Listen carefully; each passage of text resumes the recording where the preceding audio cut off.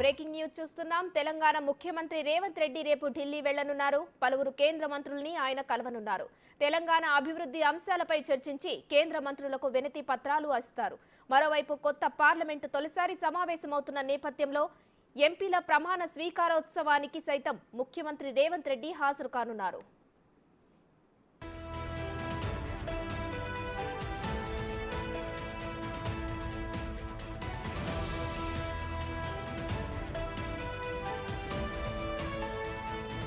తెలంగాణ ముఖ్యమంత్రి రేవంత్ రెడ్డి రేపు ఢిల్లీ వెళ్లనున్నారు. పలువురు కేంద్ర మంత్రుల్ని ఆయన కలవనున్నారు. తెలంగాణ అభివృద్ధి అంశాలపై చర్చించి కేంద్ర మంత్రులకు వినతి పత్రాలు ఇస్తారు. మరోవైపు కొత్త పార్లమెంటులో తొలిసారి సమావేశమవుతున్న నేపథ్యంలో ఎంపీల ప్రమాణ స్వీకారోత్సవానికి సైతం ముఖ్యమంత్రి రేవంత్ రెడ్డి హాజరు కానున్నారు.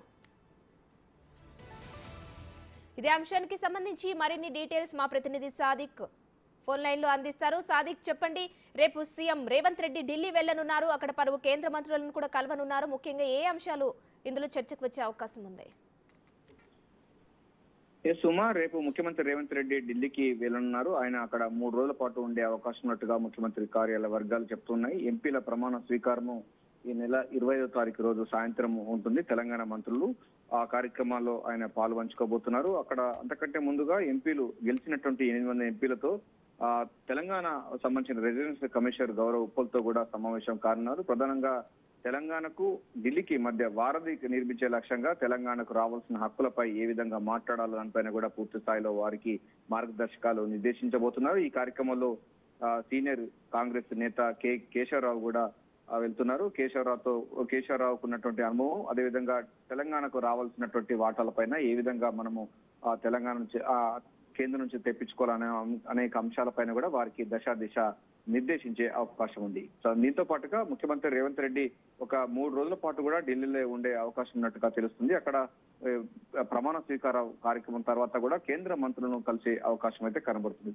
తెలంగాణ రాష్ట్రంలో ప్రభుత్వం ఏర్పడిన తర్వాత ప్రభుత్వం తీసుకున్నటువంటి టాప్ ప్రియారిటీస్ తో పాటుగా తెలంగాణకు వచ్చే బడ్జెట్ సంబంధ అంశాలపైన కూడా తెలంగాణకు వాటా ఎక్కువ రావాలి, తెలంగాణకు కొత్త రైల్వే నిర్మాణాలు కానీ లేకపోతే విభజన చట్టం 2014 సంబంధించిన విభజన చట్టంలో ఉన్నటువంటి వాటిని అమలు చేయాలని కూడా కేంద్ర మంత్రులకు విజ్ఞప్తి చేసే అవకాశం అయితే కనబడుతుంది. గెలిచినటువంటి ఎంపీలకు రోజు వారు ఏ విధంగా చేయాలి, మనకు పార్లమెంటరీ వ్యవస్థలో ఏ విధంగా పనిచేయాలి, తెలంగాణ హక్కుల కోసం ఏ విధంగా పాటుపడాలి, సీనియర్స్ నుంచి తీసుకున్నటువంటి అభిప్రాయాలన్నింటిపైన క్రోడీకరించి వారికి 3 రోజుల పాటు వార్తనే ఉండి వారికి ఏ విధంగా ముందుకెళ్లాల అంశాలపైన కూడా చర్చించే అవకాశం ఉంది. దీంతో పాటుగా కొంతమంది కేంద్ర మంత్రులను అంటే బిజీగా ఉన్నారు, కానీ కేంద్ర మంత్రులను కలిసే అవకాశం అయితే కనబడతా ఉంది. సో 3 రోజుల పాటు అక్కడే ఉంటాడు కనుక డెఫినెట్ గా కేంద్ర మంత్రులను కలిసే అవకాశం అయితే కనబడుతుంది.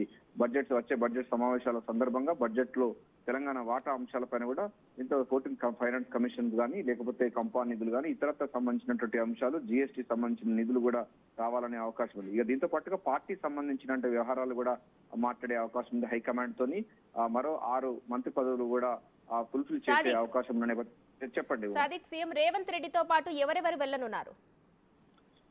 సుమా, అంటే గెలిచినటువంటి 8 మంది ఎంపీలు వెళ్తారు. వారితో పాటుగా కేశవరావు, మనం అనుకున్నట్టుగా కేశవరావు కూడా వెళ్తారు. కేశవరావుతో పాటుగా మనకు జితేందర్ రెడ్డి కూడా ఢిల్లీలోనే ఉన్నారు. ఆయన కూడా ఈ సమావేశంలో పాల్గొంటారు. వీరందరితో పాల్గొన్న తర్వాత వాళ్ళంతా చాలా సీనియర్ పార్లమెంటరీ సభ్యులు కనుక వారి అభిప్రాయాన్ని కూడా ఉండబోతున్నారు. ఎందుకంటే మోడీ గవర్నమెంట్ 3వ సారి వచ్చిన తర్వాత మనం ఏ విధంగా ఉండాలి, మన రాష్ట్రానికి సంబంధించిన హక్కులపై ఏ విధంగా మనం పాటుపడాలనే అనేక అంశాలపైన కూడా అటు జితేందర్ రెడ్డి సీనియర్ ఎంపీగా ఉన్నటువంటి వ్యక్తి ఉన్నారు మాజీ, ఆయనతో పాటుగా మన కేశవరావు ఉన్నాడు. ఇటీవల మన బీఆర్ఎస్ పార్టీ నుంచి వెళ్ళి కాంగ్రెస్ పార్టీలో చేరినట్టు కేశవరావు కూడా ఉంటారు. వీళ్ళందరూ కూడా అక్కడ ఈ కొత్తగా ఎన్నికైన ఎంపీలకు సమావేశం అవుతారు. సమావేశం అయిన తర్వాత వారికి దిశ నిర్దేశిస్తారు. తెలంగాణ సంబంధించినటువంటి రెసిడెన్స్ కమిషనర్ గౌరవ్ ఉప్పుల కూడా ఉన్నాడు. ఆయన పర్యవేక్షణలో ఉంటుంది. రాష్ట్రానికి రావాల్సిన అనేక అంశాలు సయోధ్య కుదిరించే విధంగా, అంటే మొత్తం కేంద్రానికి అదేవిధంగా రాష్ట్రానికి మధ్య సయోధ్యగా ఒక వారధిగా చేసి ఎప్పటికప్పుడు తెలంగాణ హక్కుల కోసం కేంద్రాన్ని అడిగే విధంగా ఏ విధంగా ఉండాలి, ఏ విధంగా అయితే మనం మన హక్కులను ఫుల్ఫిల్ చేసుకుంటామనే అంశాలపైన కూడా ముఖ్యమంత్రి స్వయంగా అటు గౌరవ్ ఉప్పల్తో కానీ పార్లమెంట్ లో గెలిచినటువంటి వాళ్ళతో అక్కడున్న అధికారులతో సమావేశం జరిగి రాష్ట్రానికి కావాల్సినటువంటి ఎప్పటికప్పుడు ఇక్కడ రాష్ట్రంలో ఏది జరిగినా కేంద్రం నుంచి వచ్చేటువంటి నిధులను అటు కంపా నిధులు కానీ, వ్యవసాయ శాఖలు కానీ, రైల్వే నిర్మాణాలు కానీ, కొత్తగా పార్లమెంట్ బడ్జెట్ సమావేశాల సందర్భంగా బడ్జెట్ కూడా వచ్చే నెలలో ప్రారంభమవుతున్నాయి. ఈ నేపథ్యంలోనే దానికి సంబంధించిన అంశాలపైన కూడా దశాదిశ నిర్దేశించబోతున్నారు. వారికి కావాల్సిన మార్గదర్శకాలు అయితే ఇవ్వబోతున్నారు. Uma, right, thank you Sadiq.